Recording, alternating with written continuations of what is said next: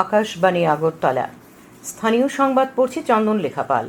এখনকার বিশেষ বিশেষ খবর হলো, রাজ্যে ত্রিস্তর পঞ্চায়েত নির্বাচনের জন্য আগামীকাল মনোনয়নপত্র জমা দেবার শেষ দিন। গন্ডা দুই মহকুমার পরিস্থিতি ধীরে ধীরে স্বাভাবিক হচ্ছে। প্রধানমন্ত্রী নরেন্দ্র মোদী বিশ্বব্যাপী অর্থনৈতিক উন্নতির জন্য মেক ইন ইন্ডিয়ার সাফল্যের প্রশংসা করেছেন। ঘরোয়া তৃতীয় ডিভিশন লিগ ফুটবল প্রতিযোগিতার আজকের দুটি খেলায় কেশব সংঘ এবং শরৎ সংঘ জয়লাভ করেছে। এবারে আসছি বিস্তারিত সংবাদে। রাজ্যে ত্রিস্তর পঞ্চায়েত নির্বাচনের জন্য আগামীকাল মনোনয়নপত্র জমা দেবার শেষ দিন। মনোনয়নপত্রগুলি পরীক্ষা করা হবে 19 জুলাই। মনোনয়নপত্র প্রত্যাহারের শেষ দিন আগামী 22 জুলাই। ভোট নেওয়া হবে 8 আগস্ট। রাজ্য নির্বাচন কমিশনের সচিব অসিত কুমার দাস জানিয়েছেন, গতকাল পর্যন্ত ত্রিস্তর পঞ্চায়েতে বিভিন্ন দলের মোট 6,942টি মনোনয়নপত্র জমা পড়ে। তার মধ্যে গ্রাম পঞ্চায়েতের জন্য মোট 6,101টি, পঞ্চায়েত সমিতি নির্বাচনের জন্য 545টি এবং জেলা পরিষদ নির্বাচনের জন্য এখনো পর্যন্ত 296টি মনোনয়নপত্র জমা পড়েছে। গ্রাম পঞ্চায়েত নির্বাচনে বিজেপি দলের পক্ষ থেকে 4,244টি, সিপিআইএম এর 1,206টি, জাতীয় কংগ্রেসের পক্ষে 496টি, তিপ্রামাথার 69টি, সিপিআইএমএল এর 3টি, সিপিআই দলের 1টি এবং নির্দল প্রার্থীদের 2টি মনোনয়নপত্র জমা পড়েছে। পঞ্চায়েত সমিতির 545টি মনোনয়নের মধ্যে বিজেপি দলের 285টি, সিপিআইএম 183টি, জাতীয় কংগ্রেসের 70টি, তিপ্রামাথার 2টি, সিপিআই দলের 2টি এবং নির্দল প্রার্থীর 3টি মনোনয়নপত্র রয়েছে। অন্যদিকে জেলা পরিষদ নির্বাচনে এখনো পর্যন্ত যে 296টি মনোনয়ন পেশ হয়েছে তার মধ্যে বিজেপির 107, সিপিআইএম এর 109, জাতীয় কংগ্রেসের 76, তিপ্রামাথার 2, সিপিআই এবং নির্দল প্রার্থীর 1টি করে মনোনয়নপত্র রয়েছে। উল্লেখ্য, রাজ্যের 606টি গ্রাম পঞ্চায়েতে মোট 6,370টি আসন, 35টি পঞ্চায়েত সমিতির 423টি আসন এবং 8টি জেলা পরিষদে মোট 116টি আসন রয়েছে। গন্ডা দুই মহকুমার পরিস্থিতি ধীরে ধীরে স্বাভাবিকের দিকে এগুচ্ছে। আগামী 1-2 দিনের মধ্যে গন্ডা দুইসার পরিস্থিতি সম্পূর্ণ স্বাভাবিক ছন্দে ফিরে আসবে। ধলাই জেলার জেলাশাসক ও সমাহর্তা সাজু ওয়াহিদে আজ এ খবর জানিয়ে বলেন, পরমেশ্বর রিয়াং হত্যাকাণ্ডে এখনো পর্যন্ত পুলিশ 4 জনকে গ্রেফতার করেছে। তারপরে যে সমস্ত বিক্ষিপ্ত ঘটনা ঘটেছে সেগুলির তদন্ত চলছে। বেশ কিছু ঘটনায় কিছু বাড়িঘর এবং দোকানপাটের ক্ষয়ক্ষতি হয়েছে। এই বিষয়ে রাজ্য সরকারের তরফ থেকে 1,05,00,000 টাকা ক্ষতিপূরণ দেওয়া হবে এবং এই কাজ গতকাল থেকেই শুরু হয়েছে। যাদের সম্পূর্ণ ক্ষতি হয়েছে তাদের 25,000 টাকা করে এবং বাকিদের ক্ষতিপূরণের উপর ভিত্তি করে আর্থিক সহায়তা দেওয়া হচ্ছে। তিনি জানান, নিহত পরমেশ্বর রিয়াং এর পরিবারকে আজ 6 লক্ষ টাকার একটি চেক দেওয়া হয়। জেলা শাসক আরও জানান, গতকাল সন্ধ্যে থেকে সব ধরনের দোকান খোলা হয়েছে, বাজারেও লোক সমাগম হচ্ছে। পরিস্থিতির কথা চিন্তা করে 144 ধারা জারি করা হয়েছে। আজ পবিত্র আশুরায় মহরম। হিজরি অনুযায়ী মহরম মাসের 10ম দিনটি শোকের দিবস হিসেবে উদযাপন করা হয়। এই উপলক্ষে রাজ্য বিভিন্ন স্থানে তাজিয়া নিয়ে শোক মিছিল বের করা হয়। আজ বিকেলে তাজিয়া নিয়ে আগরতলা শহরের বিভিন্ন পথ পরিক্রমা করে একটি মিছিল। গোমতী জেলা সদর উদয়পুর বদর মোকাম বদর সাহেবের দরগায় আজ মহরম উৎসব উদযাপন করা হয়। খারচিও পূজা ও উৎসবের আজ 4র্থ দিন। আজ কৃষ্ণমালা মঞ্চে রাজ্যের বিভিন্ন সাংস্কৃতিক সংস্থা ও বিদ্যালয়ের ছাত্রছাত্রীরা ভক্তিমূলক সমবেত সঙ্গীত ও সমবেত লোকনৃত্য পরিবেশন করে। পূর্বাঞ্চল সাংস্কৃতিক কেন্দ্রের 18 জন বাউল শিল্পী সঙ্গীত পরিবেশন করেন। বিকেলে হাবেলি মুক্তমঞ্চে অনুষ্ঠিত শিশু উৎসবে শতাধিক শিশু অংশগ্রহণ করে। বিধায়ক রতন চক্রবর্তী আজ বেশ কিছু সময় মেলা প্রাঙ্গণে ছিলেন। আজ ছুটির দিন হওয়াতে সকাল থেকেই মেলায় ভিড় ছিল। রাজ্য সন্ধ্যে থেকেই জনসমাগম বাড়ছে। সিপাহীজলা জেলার বিশ্রামগঞ্জের বিভিন্ন এলাকায় ফের ডেঙ্গুর প্রাদুর্ভাব দেখা দিয়েছে। গত শুক্রবার জ্বর ও মাথা ব্যথা নিয়ে বিশ্রামগঞ্জ প্রাথমিক স্বাস্থ্য কেন্দ্রে ভর্তি হয় বিশ্রামগঞ্জ, বরজলা, চিকনছড়া, রামনগর, পদ্মনগর, দাঁড়িয়াথল প্রভৃতি এলাকার বেশ কয়েকজন রোগী। বিশ্রামগঞ্জ প্রাথমিক স্বাস্থ্য কেন্দ্রের দায়িত্বপ্রাপ্ত ডক্টর সঙ্গীতা চৌধুরী আজ আকাশবাণীর সিপাহীজলা জেলা প্রতিনিধিকে জানান, এলাইজা টেস্টে 12 জন রোগীর শরীরে ডেঙ্গুর জীবাণু ধরা পড়ে।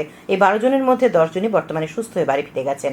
আজ এবং গতকাল জ্বর নিয়ে হাসপাতালে নতুন করে ভর্তি হওয়া আরও 5 জন রোগীর দেহে অ্যান্টিজেন টেস্টে ডেঙ্গুর উপস্থিতি ধরা পড়েছে। তাদের রক্তের নমুনা এলাইজা টেস্টের জন্য এজিএমসিতে পাঠানো হয়েছে। খবর প্রচারিত হচ্ছে আকাশবাণীর আগরতলা কেন্দ্র থেকে। প্রধানমন্ত্রী নরেন্দ্র মোদী বিশ্বব্যাপী অর্থনৈতিক উন্নতির জন্য মেক ইন ইন্ডিয়ার সাফল্যের প্রশংসা করেছেন। প্রধানমন্ত্রী সামাজিক মাধ্যমে মেক ইন ইন্ডিয়া ভারতের অর্থনীতিকে কিভাবে বিশ্বমঞ্চে নিয়ে গেছে সেই বিষয়টি তুলে ধরেন। এখানে বলা হয়, ভারতীয় এই উদ্যোগ বিশ্বব্যাপী গ্রহণযোগ্য হয়ে উঠেছে। যুক্তরাজ্য, জার্মানি এবং নেদারল্যান্ডের রপ্তানি বাড়ছে। এই বৃদ্ধি আন্তর্জাতিক বাজারে ভারতের ক্রমবর্ধমান প্রভাবকে তুলে ধরে। এই প্রসঙ্গে তিনি বিহারে তৈরি বুট, কাশ্মীরের উইলো কাঠের ক্রিকেট ব্যাট এবং আমুলের পণ্যের জনপ্রিয়তার কথাও তুলে ধরেন। তিনি বলেন, বিশ্বের একাধিক দেশ ভারতের ইউপিআই সিস্টেম গ্রহণ করেছে। তাছাড়াও উল্লেখ করা হয় ভারত ও রাশিয়ার যৌথ উদ্যোগে ব্রহ্মস ক্ষেপণাস্ত্রের কথাও। এই উন্নয়ন ভারতের কৌশলগত প্রতিরক্ষা ক্ষমতা এবং বৈশ্বিক নিরাপত্তা বৃদ্ধিতে গুরুত্বপূর্ণ ভূমিকার উপর জোর দেয়। আকাশবাণীর সংবাদদাতা জানাচ্ছেন যে মেক ইন ইন্ডিয়া উদ্যোগের প্রভাব অর্থনীতির উল্লেখযোগ্য ক্ষেত্রগুলিতে দৃশ্যমান। এই কর্মসূচি উৎপাদন বৃদ্ধি, বিনিয়োগ সহজতর করে, উদ্ভাবনকে উৎসাহিত করে এবং শক্তিশালী উৎপাদন পরিকাঠামো নির্মাণের মাধ্যমে অর্থনীতিকে একটি নতুন গতি দিয়েছে। এটি দেশে লক্ষ লক্ষ কর্মসংস্থানের সুযোগ সৃষ্টিতে সাহায্য করেছে। কেন্দ্রীয় স্বাস্থ্যমন্ত্রী জগৎ প্রকাশ নাড্ডা নতুন দিল্লিতে central drug standard control organisation সিডিএসসিওর আধিকারিকদের সঙ্গে পর্যালোচনা বৈঠক করেন। বৈঠকে স্বাস্থ্য সচিব অপূর্ব চন্দ্র এবং অন্যান্য ঊর্ধ্বতন কর্মকর্তারা উপস্থিত ছিলেন। এই মাসের শুরুর দিকে শ্রী নাড্ডা জাতীয় স্বাস্থ্য কর্তৃপক্ষের ঊর্ধ্বতন কর্মকর্তাদের সঙ্গে আয়ুষ্মান ভারত প্রধানমন্ত্রী জন আরোগ্য যোজনা পিএমজেওয়াই এবং আয়ুষ্মান ভারত ডিজিটাল মিশনের কাজকর্মেরও পর্যালোচনা করেছিলেন। কাশ্মীর উপত্যকায় বালতাল এবং চন্দনারে উভয় যাত্রাপথ দিয়ে এবং বিশেষ হেলিকপ্টারের মাধ্যমে এসে গত সন্ধ্যায় দক্ষিণ কাশ্মীরের লিডার উপত্যকায় ৩,৮৮৮ মিটার উচ্চতায় অবস্থিত মালয় গুহায় ১৩,০০০-এর বেশি তীর্থযাত্রী শ্রী অমরনাথজির বরফের শিবলিঙ্গ দর্শন করেছেন। কর্মকর্তারা জানিয়েছেন যে তীর্থযাত্রীদের মধ্যে ৮,৫০০ জন পুরুষ, ৩,২৩৬ জন মহিলা, ৮০ জন সাধু এবং ১,৩৯৫ জন পরিষেবা প্রদানকারী এবং নিরাপত্তা কর্মী ছাড়াও আরও ৩ জন রয়েছেন। এরই সঙ্গে এই বছরের ২৯শে জুন থেকে শুরু হওয়া ৫২ দিনের তীর্থযাত্রায় গত দিনে মোট ৩,৩,৩৮,১৪৩ জন যাত্রী পবিত্র গুহা পরিদর্শন করেন। কেন্দ্রীয় স্বাস্থ্যমন্ত্রী জগৎ প্রকাশ নাড্ডা আজ নতুন দিল্লিতে তার সরকারি বাসভবনে এক পেড় মাকে নাম প্রকল্পে গাছের চারা রোপণ করেন। তিনি বলেন, প্রধানমন্ত্রী নরেন্দ্র মোদী শুরু করা এই প্রকল্পে সবার অংশগ্রহণ করা উচিত। পশ্চিম জেলার জেলা শাসক ডক্টর বিশাল কুমার জানিয়েছেন, সরকারি খাস জমিতে গড়ে ওঠা উষাবাজারের ভারতরত্ন সংঘের ঘরটি আজ সকালে ভেঙে দেওয়া হয়েছে। বেআইনি কার্যকলাপের সঙ্গে জড়িয়ে পড়ায় প্রশাসনের সিদ্ধান্ত নেয়। এই জমিতে আগামী দিনে একটি প্রাথমিক স্বাস্থ্যকেন্দ্র গড়ে তোলার অনুমোদন পাওয়া গেছে।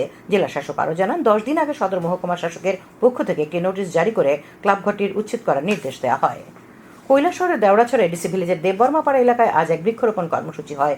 ঊনকোটি জেলা প্রশাসন ও বন দপ্তরের যৌথ উদ্যোগে এবং যৌথ বনায়ন কমিটি, সামাজিক সংস্থা সংগঠনের সহযোগিতায় এই কর্মসূচিতে উপস্থিত ছিলেন ঊনকোটি জেলার জেলা শাসক দিলীপ কুমার চাকমা, জেলা বন আধিকারিক কৃষ্ণগোপাল রায় প্রমুখ।